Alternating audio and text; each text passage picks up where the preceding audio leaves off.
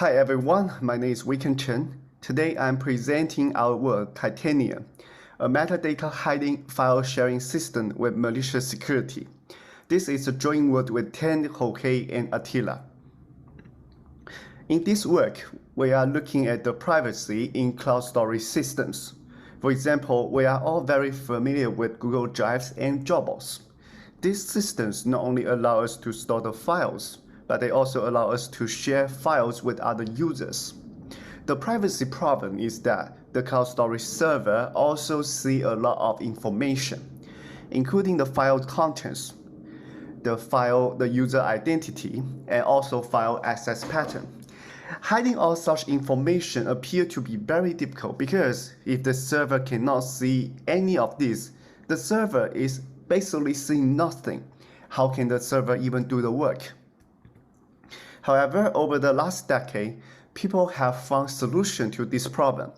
Even more, people find a standard recipe to solve this problem. Basically, to hide data and metadata in cloud storage, we use the following strategy. To hide the file contents, we use encryption. And to hide the user identity and file access pattern, we use some cryptographic tool that can perform the computation without revealing what that computation is. And here we are often using oblivious RAM or private information retrieval. However, has the problem been solved? Not really. So if we look at prior work, all the constructions that are practical or nearly practical have to use a weaker threat model, especially for the server. Most construction assume that the server are semi-honest, and we also sometimes call that honest but curious. We use this word very often in crypto papers and in early world of applied crypto. But semi-honest is actually a very strong assumption. We are assuming that the server, no matter what happens, no matter how much money the attacker used to lure the server, it will always follow the protocol. In other words, when we say semi-honest, we actually mean honest. And if you ask someone to justify a construction that is only semi-honest secure, well, we can always try to justify anything, but the problem is that semi-honest security is just very hard to justify in the real world. First of all, a common argument is that the storage server may have very good infrastructure security, like it's from Google, so it will never be hacked.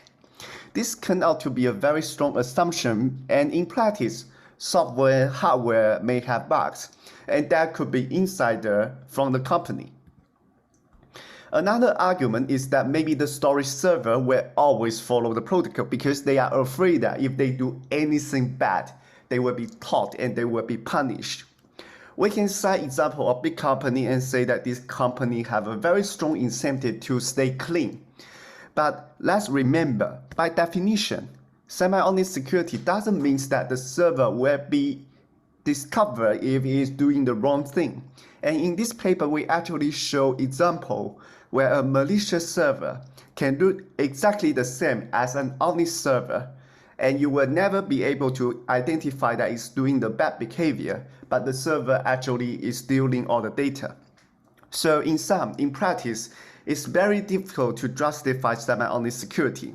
And when we provide a service to the user and tell that this only have semi-honest security, they might be really disappointed because we are putting a lot of trust to the server. And this is the motivation of our paper.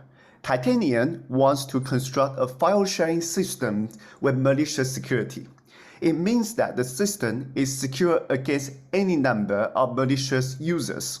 And if we choose n different servers, as long as one of them is honest, even if n-1 are malicious, the systems remain secure. Our construction follows a standard recipe. We use 3 different tools: maliciously secure multi-party computation, authenticated secret sharing, and property testing. And let me first describe the system architecture. We assume that there are m servers, and there are many users who will be interacting with the servers. If I have 10 servers, then the user actually needs to interact with each of the 10 servers. the servers can access a storage which is an ORAN storage. The ORAN storage uses a cryptographic tool called oblivious RAM. That's why we call it ORAN. And if we use the correct algorithm to access this storage, then ORAN gives us a property that we are able to access the storage in a way that we are hiding which file is being accessed. And think about this, it's actually quite amazing. It's like you are accessing a file on a disk, but the disk itself doesn't even know which file you are accessing. So overall, in these systems, the servers access the file in the storage on behalf of the users. And the servers are responsible for checking if the user have the corresponding permissions. Now the problem is to provide malicious security in this system. The first thing that we are looking at is the servers. Remember that we say that server might be malicious. And they are running the ORAN access algorithm, which is only going to provide a security guarantee if it's being executed correctly. And we want to make sure that even if there are malicious servers, as long as at least one of them is honest, then the algorithm will either finish successfully and correctly, or it will just stop gracefully. And the tool that we use here is secure computation. It is able to enforce that as long as one of the server is honest, then the computation have both privacy and integrity. The next that we want to secure is the storage. Know that when we're talking malicious security, it's not just a discussion about privacy, it's also a discussion about integrity. We want to make sure that any malicious modification to the ORAN storage will be discovered. And to do so, we use authenticated secret sharing for the ORAN storage.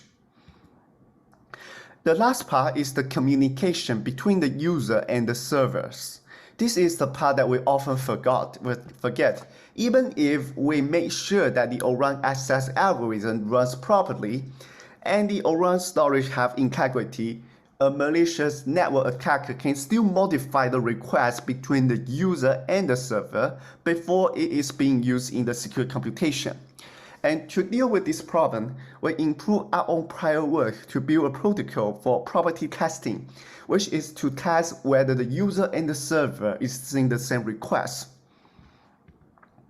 So, what is left to do for Titanium is that malicious security often comes with very severe performance overhead, and people often consider that to be not practical enough. And our solution is to optimize each of the building blocks with some construction that are tailored for file sharing. First, to handle the high overhead of performing data operation in maliciously secure multi-party computation, we design a protocol that improves the performance by 2 times over prior work. And second, to avoid the high storage expansion of authenticated secret sharing, we use a hybrid of 2 different authenticated tools to also preserve and to reduce the cost and also maintain the performance. And the last one is that to reduce the overhead of property testing, we design a protocol that is able to handle large input and output very efficiently. In this course, we will be focusing on the first one, and for the rest 2, you will be able to find them in the paper. And now, before I describe how we improve the ORAN access algorithm, let me firstly provide some necessary background of oblivious RAM. More specifically, I will be discussing circuit ORAN in this paper. We are not going to go to the detail how it works or why it works, but we will be focusing on what computation is being performed and why it is very slow. So in oblivious RAM, the data blocks, which here are the small balls in the figure, is like the data blocks that we are storing, and they are being arranged in a tree-like structure. And to access a data block, the algorithm that we are referring previously as the ORAN access algorithm is just going from the top of the tree and go to the bottom of the tree. And on each level, it can interact with one of the nodes on the tree. And there are 4 possible actions that the algorithm may do on each of the level. Either nothing happens, either it can drop a ball to the tree. It can also pick up a ball from the tree, and maybe it can do both together. We are not going to explain why doing so eventually will give you an algorithm, a storage like algorithm that like hide where the file is being accessed. We are now going to discuss how this is actually being implemented. So the problem that this will actually cause a very high overhead is that for privacy, you need to hide which one of these like for operation is being performed. You also need to hide which location is actually the one that is being the data is moving to, and people who are familiar with basketball may already realize that like in order to hide which one you are doing, you need to perform some fake moves in the secure computation. That is, when the algorithm is doing any one of these for operation, it actually needs to do it in a way that seems to be doing any one of them. That means that it seems like dropping the ball to each of the location, and it's also picking them up from probably any of the location. And this immediately increases the overhead because you need to perform all those moves. And let me look into this operation in more detail. So if we use a conditional set operator to describe the operation, which is also what is commonly being implemented, then the 4 different cases can be seen as just like the conditional setting operation with just different conditions. And the layout of the computation is actually quite similar. The only difference is whether or not some condition is true or false. We here highlight those operations that are true, and the rest are actually what we refer to as like fake moves, and they are just for padding and is for security. And for example, assume that and as you can see, nothing happened, dropping, picking, and dropping and picking together can all be represented by this operation. The problem is that you have a rather high overhead. You will need to use a lot of the AND gates when we are representing the computation in secure computation, and this usually leads to a very high latency. And can we do better? Actually, our insight is that if we just look at the first 3 cases for now, the operation that they are doing actually can be just simply described as swapping. And swapping is actually much cheaper.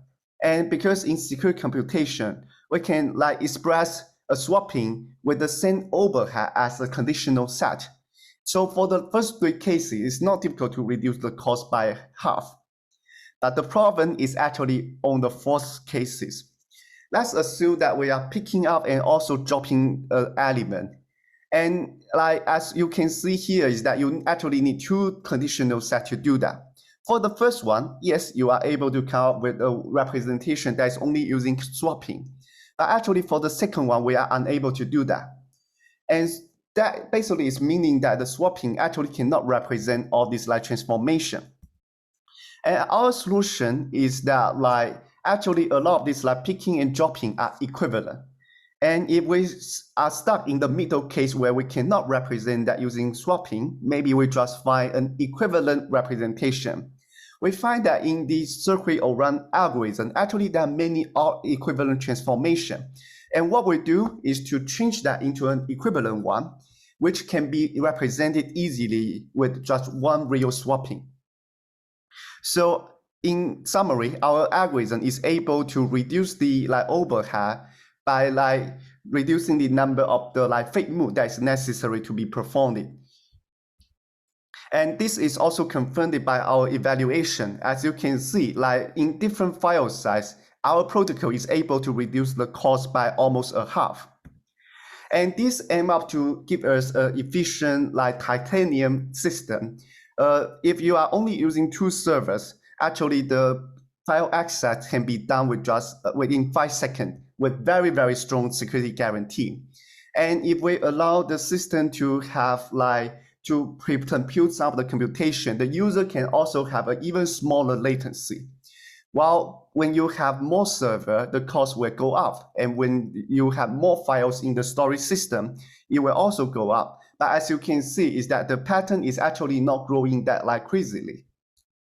And thanks everyone for listening to this talk.